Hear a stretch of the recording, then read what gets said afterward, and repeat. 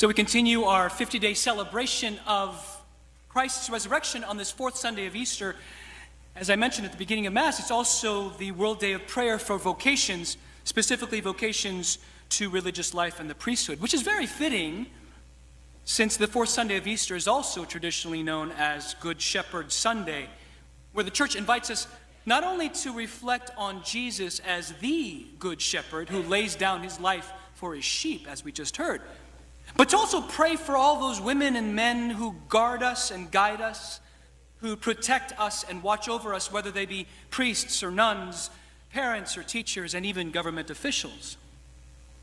But the image and metaphor of the Good Shepherd is a strong one, and one that I think we're all very familiar with, especially the one, where Jesus is carrying that sheep over his shoulders. You know what I'm talking about? You've seen that picture before, right? Jesus has the one sheep on his shoulder, and in the background, you see other sheep kind of just happily eating grass in the background.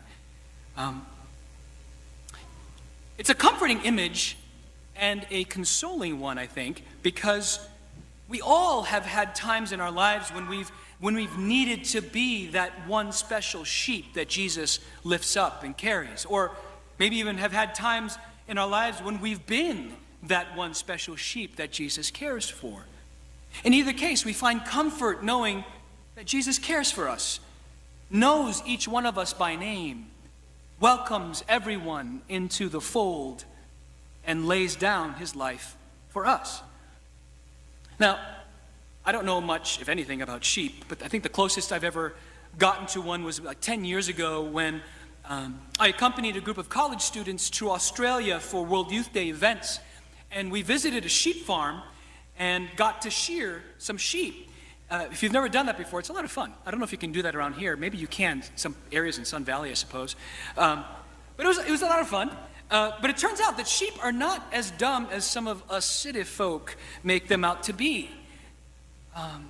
We often think of them as passive animals that blindly follow their shepherd wherever he goes, which I think can often be a problematic image and metaphor for us as educated Christians to think of ourselves as passive sheep, blindly following our shepherds or leaders simply because they tell us to do something or not do something.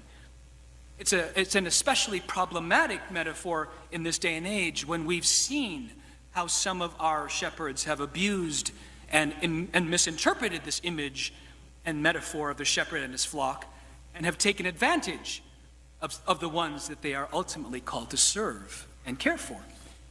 So I believe the good news for us today lies not with the usual reflection on the person of Jesus as our good shepherd. That's a given. I think we all get that. Rather, I believe our good news today lies in a reflection upon the shepherd's voice and upon us as sheep, not as ignorant, passive, and deferential creatures, but as intelligent and discerning ones who are attentive and responsive to our shepherd's voice. Let me give you an illustration of what I mean.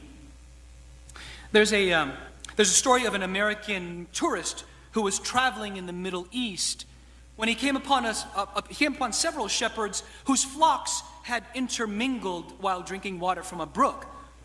And after an exchange of greetings, one of the shepherds turned to this huge flock and called out, "Mana, mana, mana," which apparently means "follow me" in Arabic.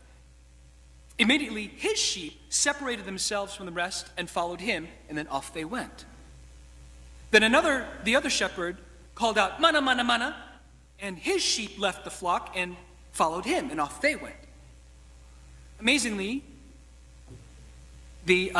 amazed by all of this, the American tourist then turns to the remaining shepherd and said, "I'd like to try that.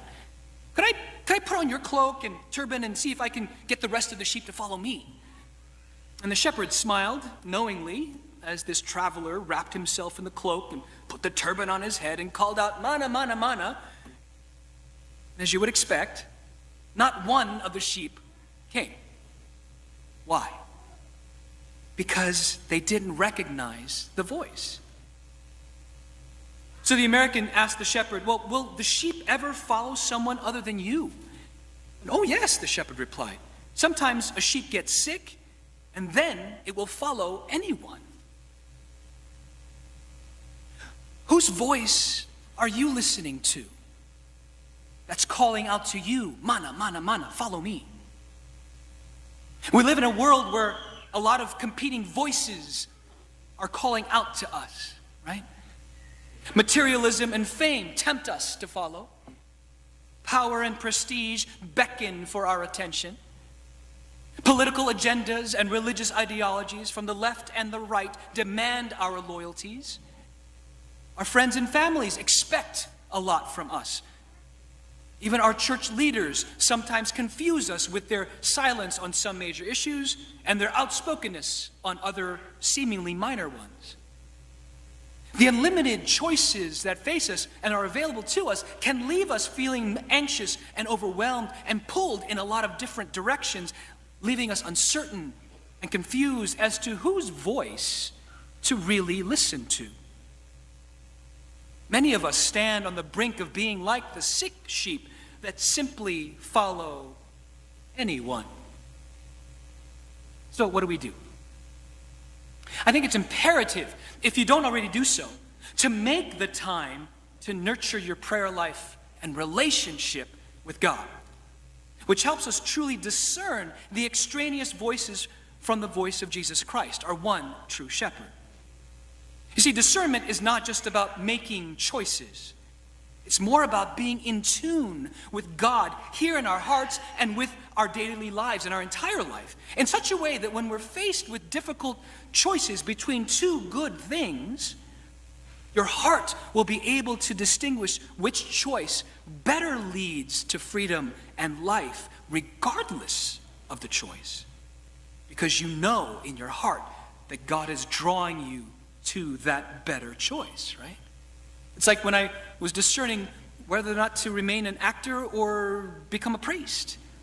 Two good choices, in my opinion, but I found that the priesthood was the better choice, not because I was holier than anybody else, but because I felt that God was drawing me to that and leading me away from the acting life which I did prior to becoming a Jesuit priest. Whose voice are you listening to?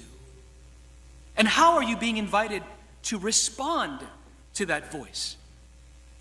On this World Day of Prayer for Vocations for Religious Life and Priesthood, though many of us here may not be called in that way, many of us have been impacted by positive experiences of religious sisters or brothers or priests in our lives, whether they taught you in grade school or high school or college, whether they directed you on a retreat or led a Bible study or visited you in the hospital or at home when you were sick, or led a prayer service or celebrated Mass in your home, or any other positive experiences you can think of.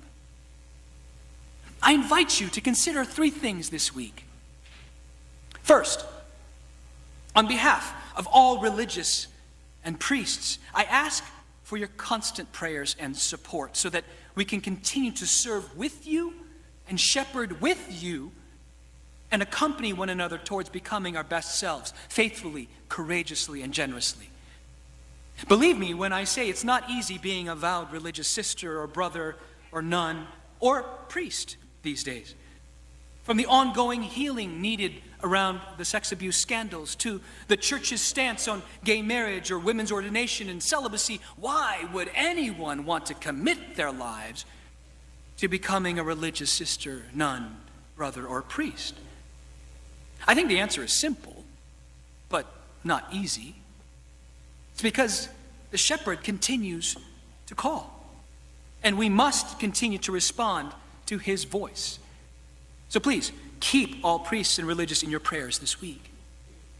Number two, chances are there's at least one person in this congregation right now who's feeling that tug in your heart to do more with your life as a religious sister, brother, or priest. It could be a small, distant voice, or it could be a loud one screaming at you right now. Take courage. I remember when I was not even discerning, but when I was, living the life, and I'd go to Mass, and it felt like the priest was talking right at me on Vocation Promotion Sunday. So whoever you are out there, I'm talking right at you.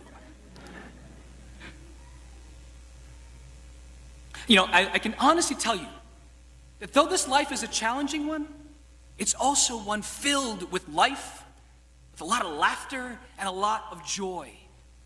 So I encourage you, that one person or two people out there, I encourage you to pay attention to that deep desire and make the time to really discern and pray about being a countercultural witness of the Lord's active presence in the world. Consider the Lord's invitation. Just consider it. Talk to someone about it. And really discern how Jesus, our Good Shepherd, is inviting you to respond. Thirdly, if a friend or a loved one, or your son or daughter, or your granddaughter or grandson or nephew or niece, whoever it may be, if you know that they're thinking about religious life or priesthood or seriously interested in it, encourage them. Pray for them. Support them. Don't discourage them from following the voice of Jesus, the Good Shepherd. You know, early on in my priesthood, I was celebrating Mass at a parish in San Jose, and someone came up to me who was excited to see a younger priest and said, "Oh, Father, thank you so much. We're so glad to see a young priest like you. I wish we had more young priests like you." And of course, I said, "Well, thank you very much, but the only way the church can get more young priests is if you encourage your son to do so." And this person goes, "Oh, no. He's got a girlfriend, and I want him to be a doctor," and all these other excuses, right? But that's a common attitude, as if being a priest or religious is a last resort. Someone else's kid can do it, but not mine. He or she has other options in front of them. Encourage. Don't discourage your children, grandchildren, your siblings, or friends.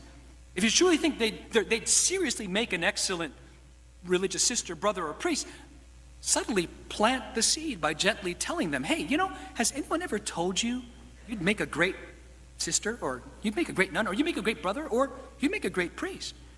Not because they're perfect or holier than thou, but because you sense that they have a heart for service, that they're naturally compassionate, and that they're joy-filled people.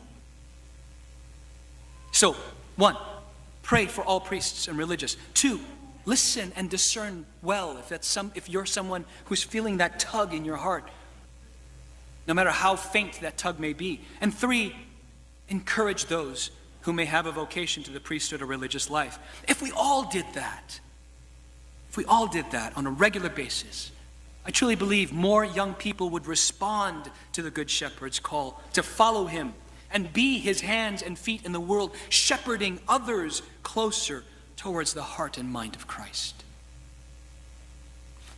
As we continue with our liturgy now, may we, by God's grace, hear the shepherd's voice more clearly.